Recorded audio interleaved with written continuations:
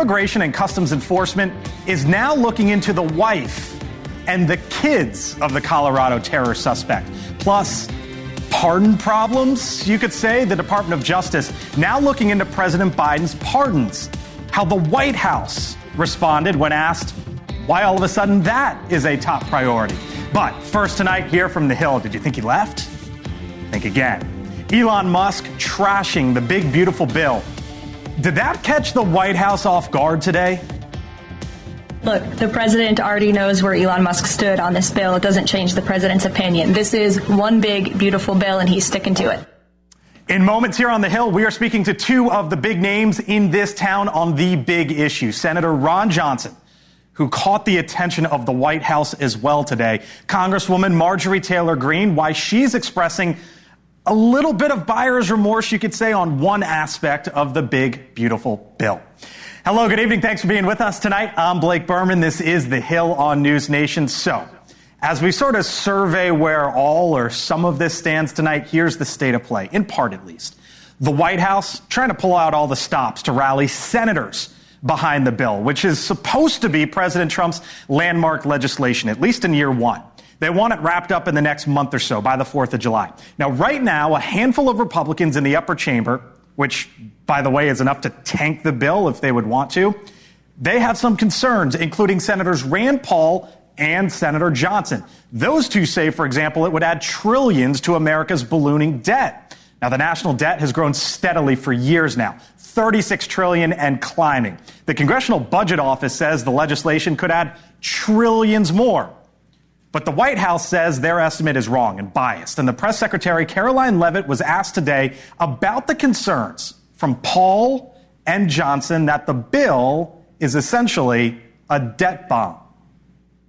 Those senators, it's not news that they disagree with this president on policy, and the president has vocally called them out for it and for their not having their facts together.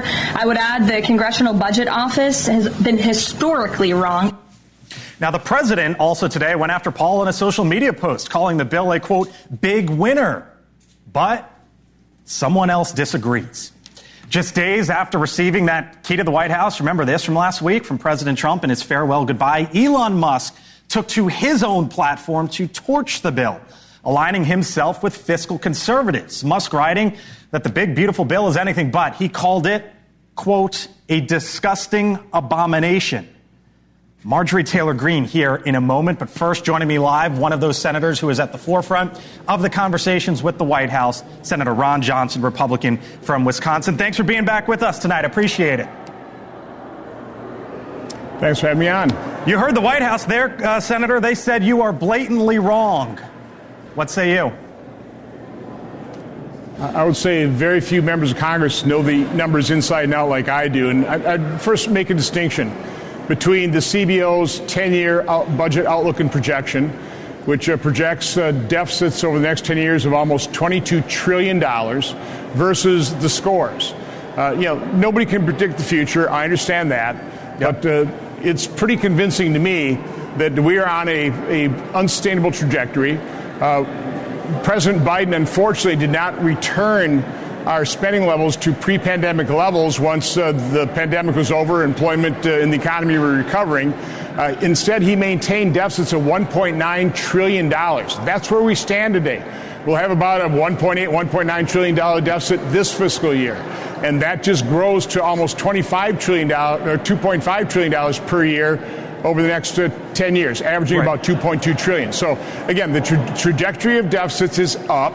And no matter what the big, beautiful bill does, it does not address that long-term prospect. It does not bend the deficit curve down. It supports it going up. Here's the national debt over time. As I saw someone on social media today say, this isn't the stock chart for Tesla or NVIDIA. This is our national debt. It only goes up and to the right. As I understand it, you're going to be a part of a group at the White House tomorrow speaking to the president. You spoke to him yesterday. Tomorrow, what are you going to tell him? Yeah, pretty much what I've been telling him in previous meetings, that this is unsustainable, that I have options for returning to a pre-pandemic level. When we were in the White House last time, he said, I love it. The House ought to love this. We should have gone over and presented to the House and got a little more serious about spending. But listen, Had a good conversation with him yesterday. I know he wants to reduce spending as well. This is difficult. We have big spenders in our party. It's not easy to do this. But from my standpoint, what I've always asked is we also need a process to achieve and maintain a pre-pandemic level spending. Okay. Elon Musk and Doe showed us the way. You have to go contract by contract, line by line, project by project. So you just brought up Musk. He called it a massively outrageous pork-filled congressional spending bill, a disgusting abomination. Those who voted for it, you know you did wrong. You know it's wrong. Do you agree with Musk? It doesn't solve the problem. It doesn't. And we have to. This is completely unsustainable. I have a new chart out that shows these growing deficits versus, for example, President Bush. He averaged deficits of $250 billion. Even President Obama, in his last 4 years, his average deficit was $550. Then President Trump had to work with Democrats. He averaged $810. But then we had the blowout year of COVID. We really spent too much that year. But it was Biden that continued post-pandemic spending, and here we are. This is now the new normal. It can't be. It's completely unsustainable. No, but I mean, and you know this as well. There are projected $1 trillion deficits as far as the eye can see, which is partly why Musk is going after this. Why do you think he did it now, Senator? We're showing the video of him in the Oval. He was there for 130 days as a special government employee. He could have blasted this then. Why is he doing it now? Again, you have to ask Elon that. Again, I appreciate what he did. I appreciate what President Trump did in setting up Doge. He's telling the truth. That's all I'm doing too. What I'm trying to do here in the Senate, now that the bill's coming into our court, is I want to force everybody to look at the large numbers. Quit squabbling over individual scores on individual items. Look at the forest. We're arguing over twigs and leaves when the forest is on fire. And so I'm going to force the debate. I'm going to have us look at the real numbers, the long-term trajectory, and try and figure out what's the process to turn this into a downward trajectory in terms of deficits rather than the uphill one right now that just only dramatically increases our debt from about $37 trillion to almost $60 trillion. And that's probably a rosy scenario. I want to get to your colleague in the other chamber, but do you ever envision a scenario in which you would vote against this in the Senate? Well, I won't vote for the House version. That's very clear. I won't. Okay. But again, I want to work with the president to pass a bill present a bill that we can vote for. Okay. All right. We'll leave it there. Senator Ron Johnson, Republican from Wisconsin. The White House was talking about him today here on the Hill tonight. Thank you, sir. Thank you. This bill is 1,116 pages, but there are 2 pages inside of it that have now caught the attention of one of the most well-known Republican lawmakers, Congresswoman Marjorie Taylor Greene. Now, even though the Congresswoman voted for the bill in the House, she now says, in full transparency, that she wasn't aware of a section that would strip states of their ability to regulate artificial intelligence for the next decade. Here's what she posted on social media, quote, "We have no idea what AI will be capable of in the next 10 years, and giving it free rein and tying in states' hands is potentially dangerous." Now, the Congresswoman says if the Senate doesn't strip out that portion of it, she'll vote against it if and when it heads back to the House. With us once again here on the Hill, Congresswoman Marjorie Taylor Greene, Republican from Georgia. Thanks for being back with us, Congresswoman. You say in full transparency you didn't know that this was in there, and now you're shining a light on it. How did you not know that it was in there, and how did you find out about it? Well, we don't get the full bill text until very close to the time to vote for it. And so that was one section, that was 2 pages that I didn't see. And I'm being very transparent and honest about it with everyone, but I find it so problematic that I'm willing to come forward and admit that those are 2 pages that I didn't read, because I never want to see a situation where state rights are stripped away. And that's exactly what it says in that bill text, that it would take away states' rights to regulate or make laws against AI for 10 years. And I think that's pretty terrifying. We don't know what AI is going to be capable of within 1 year. We don't know what it will be capable of in 5 years, let alone 10 years. And I think we have to protect states' rights to be able to regulate and make laws that they need to make for their states. You know, you do come forward and you say it flat out. In transparency, you didn't know. But there was this viral moment back in 2010. It was Congresswoman Speaker Nancy Pelosi at the time. I want to play the soundbite and get your reaction on the other side.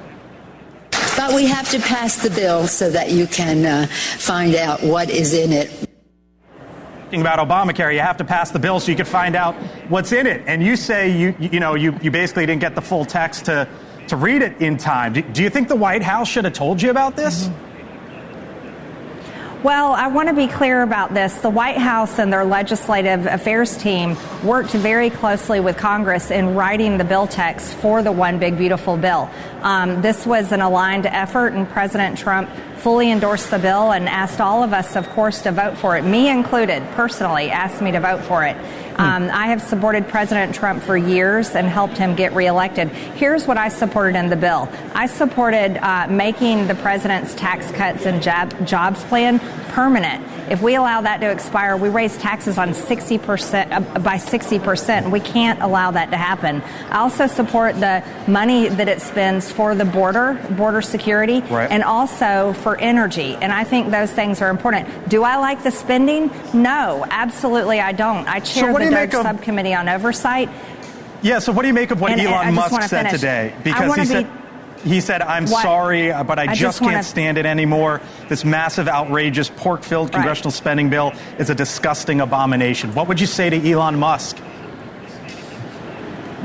Well, I very much support Elon, and I have supported DOGE. As a matter of fact, I chair the DOGE subcommittee on oversight, and I would like to be voting on every single DOGE cut there is, along with cutting spending. We haven't had the opportunity to do that. We were supposed to vote on the first one, which is cutting $9 billion this week, and that was supposed to be sent from the White House to the House, and I haven't found out why we're not voting on that this week. I want to be voting on that. And so I think those things are important. I'd also like to point out what's important is the massive, we can't get out of $36 trillion in debt without something else. That's called economic growth. We can't just cut our way out of this because the interest is accumulating too fast, and there's just no way to cut enough spending to dig our way out. We have to grow the economy. And President Trump is doing a great job with that, bringing in so many businesses that are investing in America. The GDP is doing great. Inflation is coming down. And I would say that only 5 months of working at DOGE in the government isn't enough time to fix those problems. This is going to take years and years of all of us working together. Inflation is dropping. GDP was down 0.2, but the White House points to what they believe will come next. But on Musk, he said, shame on those who voted for it. You know you did wrong. You know it. He doesn't specifically say you, but you did vote for it. Why do you think he's doing this now? And do you take issue at Musk calling out folks like yourself? I take no issue with anyone calling out the government. I think the American people, including Elon Musk, have the right to do that every single day. As a matter of fact, I wish they would come to Washington and call out this government a lot more. I'm one of the people that ran for Congress because I was angry at Republicans. I wasn't angry at Democrats. They say what they're going to do. They support big government. They support massive spending. They support the invasion of our country by illegal aliens from all over the world, including cartels, and helping the cartels make billions of dollars. I ran in 2020 because I was angry at Republicans. So I fully understand what Elon is saying, and I agree with him to a certain extent. However, I don't want to continue this government on a CR that's funding Democrat and Biden policies and funding. And this bill was important to transition over to exactly what the American people voted for. All right, we'll leave it there. Congresswoman Marjorie Taylor Greene, Republican from Georgia, with us once again tonight here on The Hill. Thanks so much. Talk again soon. Thank you. Still to come tonight here on The Hill. Look who's by my side. Sean Spicer, Aaron McGuire, Kurt Bardella. There was a lot there. In the last 10 minutes or so between Ron Johnson and the Congresswoman.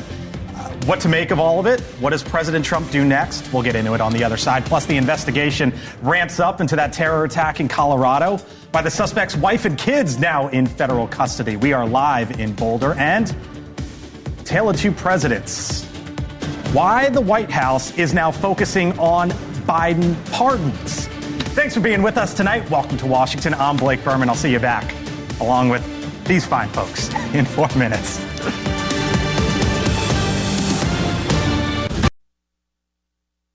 All right, I hope you were with us there the first 15 minutes or so, because we just heard from two of the most influential names in this town at this moment. Marjorie Taylor Greene, always making news, as she did there with us. Senator Ron Johnson, going to be a fixture over the next month or so. You are going to hear his name repeatedly. Trust me.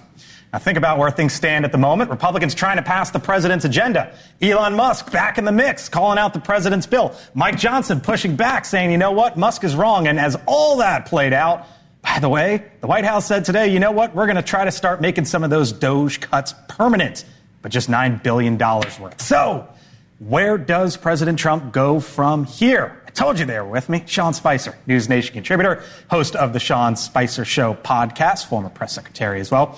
Aaron McGuire is a Republican strategist, and Kurt Bardella, NewsNation contributor, Democratic strategist. Hello to you all. Thanks for being here. You were sitting here watching and listening as I was talking to Ron Johnson and Marjorie Taylor Greene. You thought there was a through line there, which was? It's a centuries-old problem. I wish I knew then what I knew now. And you heard Marjorie Taylor Greene saying, I wish I knew it was in the bill. Ron Johnson saying, I wish we had had this conversation with the House earlier.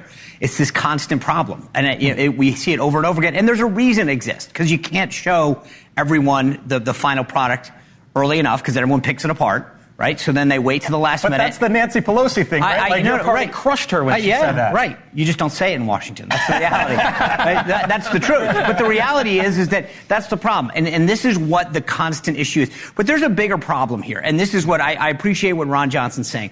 Washington spends too much. And Elon, at least, right. And the problem is that there is not the political will to do what we need to do. And these programs, these inefficiencies, this waste that exists does not get the attention it deserves. And unfortunately, we now get to a point, Ron Johnson's right, we should have had these conversations earlier. Right. We're at a point now, politically speaking, where we need to move forward. And it's unfortunate. And I think that's why they sent that rescission bill today to assuage guys like Ron Johnson and Rand Paul and say, hey, we're starting to cut something. So there was let me pull it up here. There was a package, basically, the White House sent out today, and that said, you know what? Here's all the DOGE cuts. Right, $9 billion. That we're going to do. $9 billion. Can I get to it quick enough? I mean, the first round. I sent to our team. That's right. Hold on, that's I'm reading the email. start. I said, not coincidental. Elon torches the bill, says vote him out if they don't codify DOGE, and voila. Thread from the White House with examples saying their package is headed to the Hill. Just to be clear, I know this is kind of dorky and wonky, but the reality is there's only so much you can do inside the reconciliation process. Okay, so they have a reason for the process, but they need to show the American people we got the message. We spend too much, the government's inefficiency, and DOGE actually did some stuff. I saw Chairman Jordan on a different network talking about how rescissions and reconciliation are just part of the process, that DOGE is just part of the process.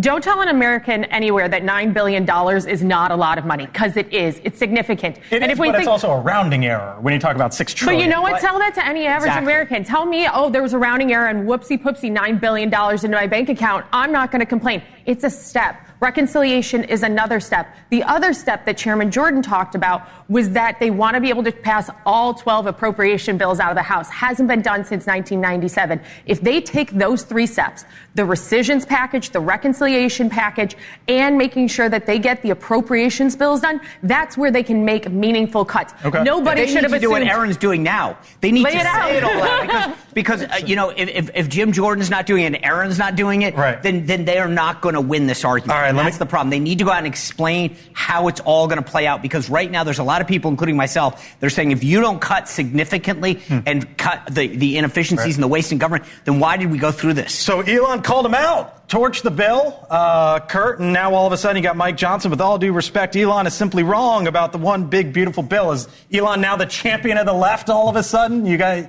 No, okay. but it makes for some good Schadenfreude. Listen, at the end of the day, Republicans right now are being held to the standard that they kind of set for themselves. There were a lot of big pronouncements about how big the DOGE cuts would be. There were big expectations that were set, big numbers thrown around by Republicans, not by Democrats, not by the media. So when you come up short of that, people go, well, that's not exactly what you were promising the American people 3 or 4 months ago when Musk and DOGE were running buck wild over the federal government. So ultimately, the only thing that really matters is a year from now, when the midterm election season comes around, are people going to feel the difference in their everyday lives, in their bank accounts, in their wallets, at the grocery store, on the Target Walmart shelves? Like, that's really the only thing that's going to matter. No one's going to remember reconciliation. No one's going to remember conference. No one's going to remember the details in the process. The result is what they're going to be judged on. These three back later in the show. Aaron agreed with me. Sean, she agreed with me. Appreciate it. Still to come tonight here on The Hill.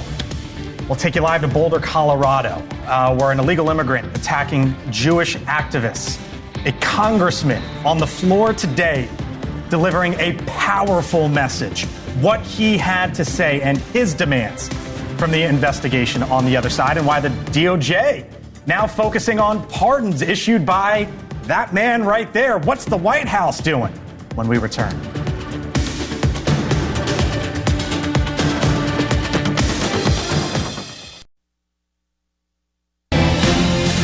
Today, the Department of Homeland Security and ICE are taking the family of suspected Boulder, Colorado terrorist and illegal alien Mohammed Solomon into ICE custody. We're also investigating to what extent his family knew about this horrific attack. Welcome back here to The Hill on NewsNation. 6:30 here on the East Coast and in Washington. 4:30 in Boulder, Colorado this afternoon. That, of course, the Secretary of the Department of Homeland Security, Kristi Noem, announcing that Mohammed Solomon's wife and 5 children now in federal custody. Solomon, of course, charged with 16 counts of attempted murder and a federal hate crime in connection with Sunday's fiery attack in Boulder, Colorado that injured 12 people. Our Nancy Liu is live now in Boulder with the very latest. And Nancy, the administration made it very clear today what they plan on doing with his family. Yeah, it couldn't be clearer, Blake. It's been less than 48 hours since Mohammed Solomon's alleged terror attack here in Boulder, and now his entire family is in federal custody. That includes 2 teenagers and 3 younger kids. And check out this new White House post on X. It reads, 6 one-way tickets for Mohammed's wife and 5 kids. Final boarding call coming soon. They could be deported by tonight. Now, the Solomon family had lived in this apartment complex in Colorado Springs, about 100 miles away from the attack scene. Both he and his wife apparently spent many, many years living in Kuwait before relocating to the U.S., where he's been working as an Uber driver in the Denver area. Investigators had called the family cooperative during execution of the warrants in Colorado Springs, and Secretary Noem indicated the wife and kids would be investigated for possible knowledge or involvement with the Sunday attack. Now, Solomon remains in custody at the Boulder County Jail. He will face all kinds of charges, including a federal hate crime, when he's back in court on Thursday.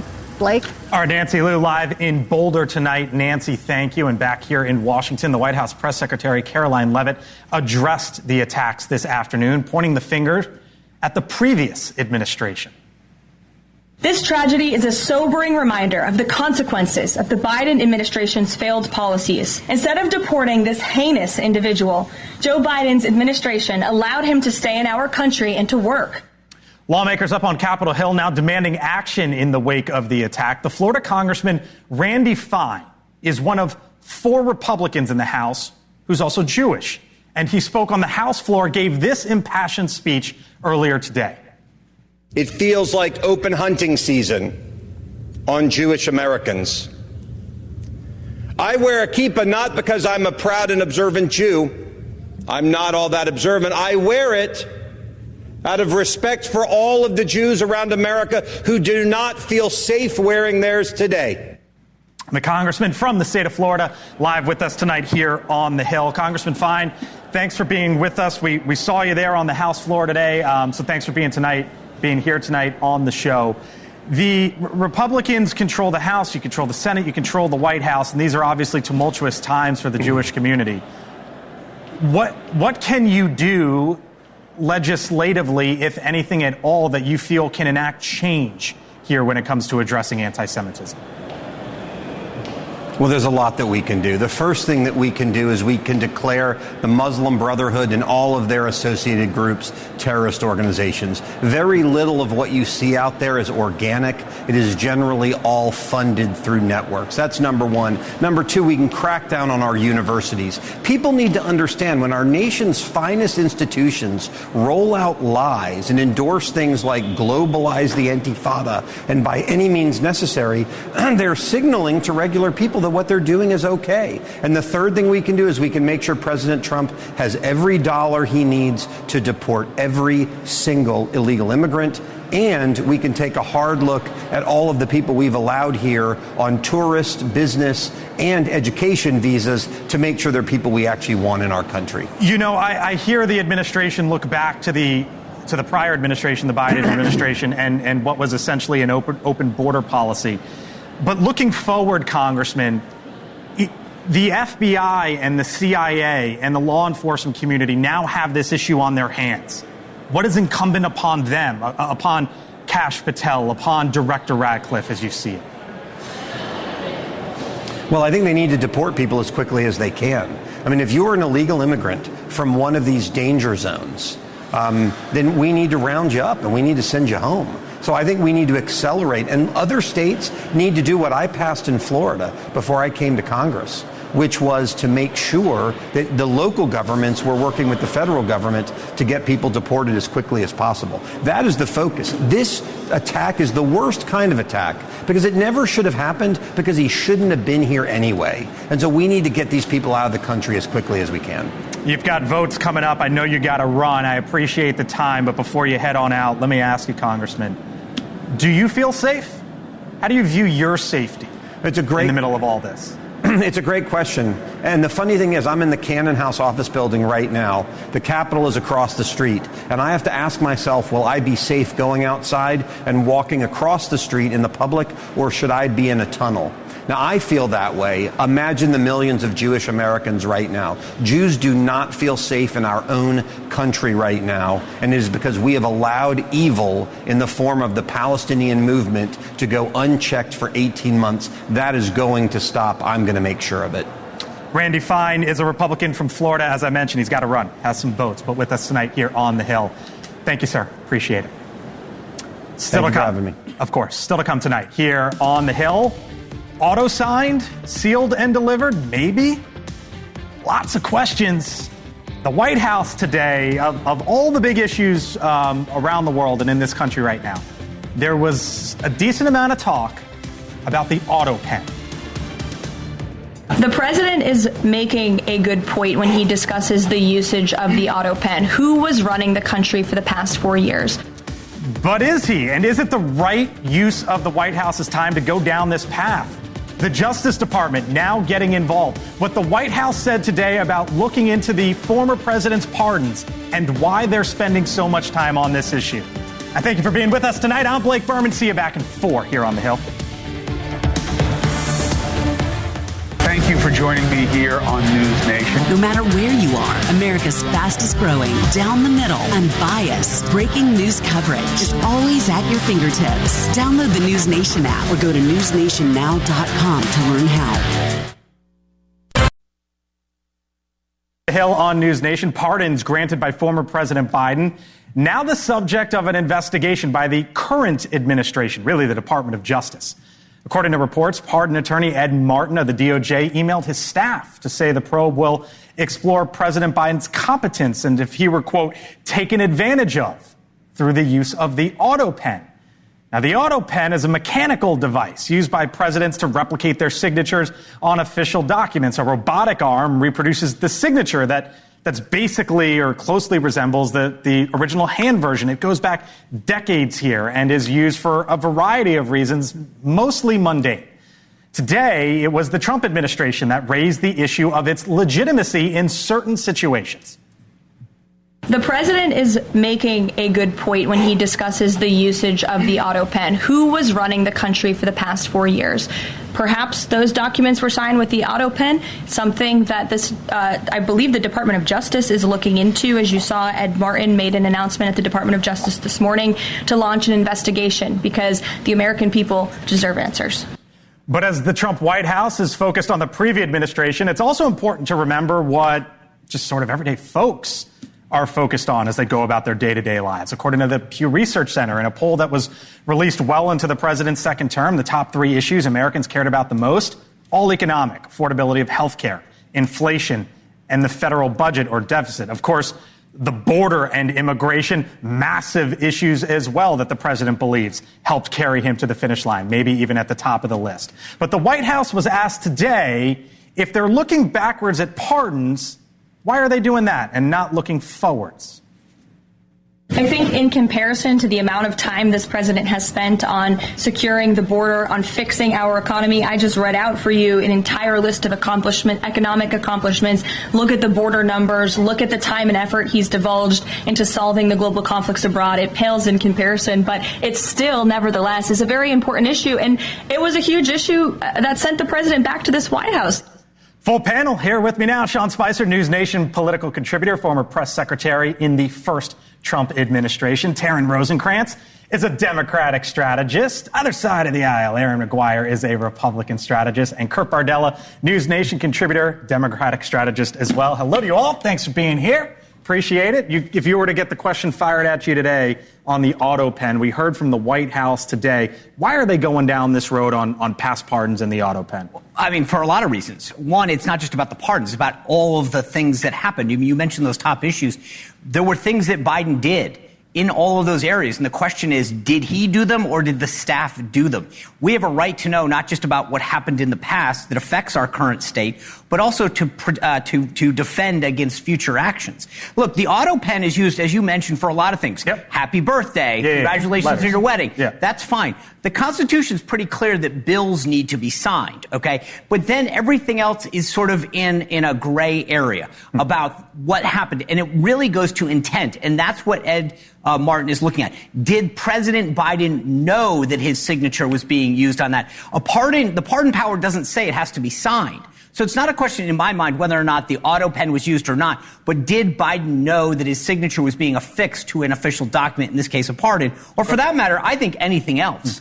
Well, I think these are all fair questions to ask, because while the American people were focused on the economy and affordability and healthcare and immigration, it was clear through multiple reporting sources and now through Democrats who all of a sudden have spines of steel to stand up to the clear decline that Joe Biden was going through and state the obvious, that something was happening to the president. And it was clear there were people covering up for him. I know I've been shouted down on this panel before about calling it a cover-up, but let's call it what it is here. There was a concerted effort to hide the president's cognitive decline.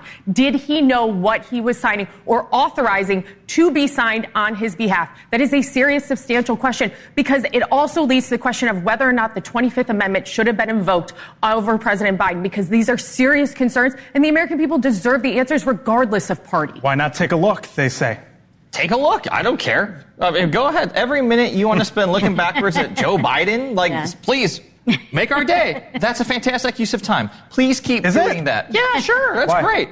Because you're not focusing on actually doing your job. Oh, but you're acting like you can't walk and chew gum at the same time. I'm reminding everyone of the cover-up. You have to walk and chew gum.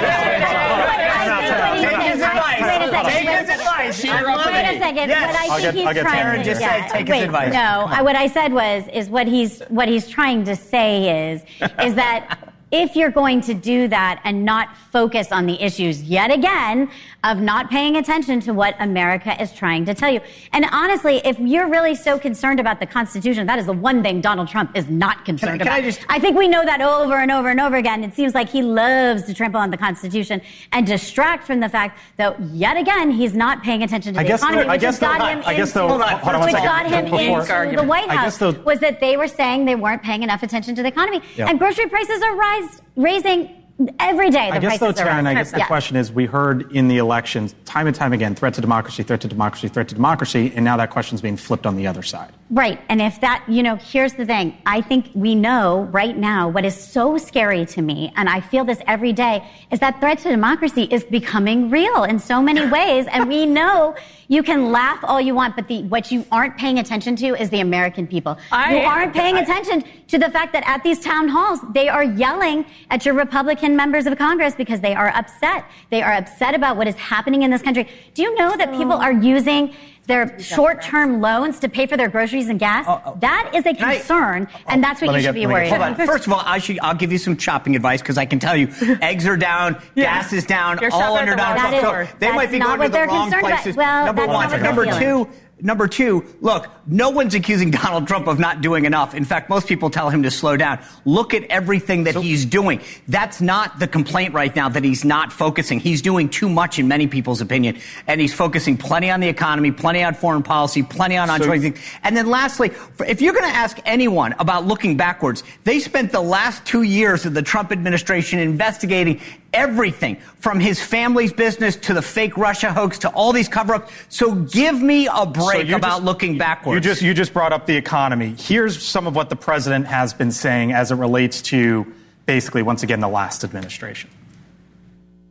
He came in on January 20th. So this is Biden. And you could even say the next quarter is sort of Biden. What's going on at the college level and the colleges, Columbia, NYU and others, is a disgrace, and it's really on Biden. This is Biden's economy.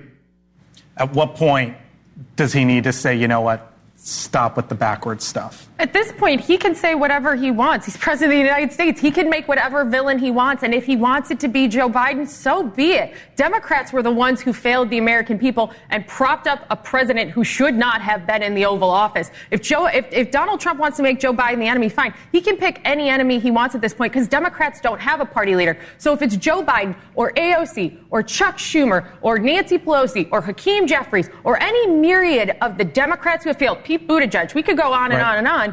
He can pick his enemy as he wants. He's president. Who cares? I think it says a lot that Donald Trump does spend, I think, an inordinate amount of oxygen talking about his predecessor. And I think he needs a, quote, bad guy, because what he's doing isn't working. It's not connecting with the American people. It's taking this country backwards. The promises, the grandiose promises that he made, the expectations that he set, ending the war on day one, fixing the economy overnight, all these things, it's not happening yet. So he has to blame Joe Biden. He has to keep propping up Joe Biden so that he can... Just like Democrats. But how much to Aaron's point that the Democratic Party is leaderless right now? Yeah. There isn't... There's no doubt about that. I have no issue saying... It should be curtain as tux. Damn right it should be. And by the way, it's after 6 p.m. What am I, a farmer? Yeah, I'm in a tux. I can help you with the whole pan situation.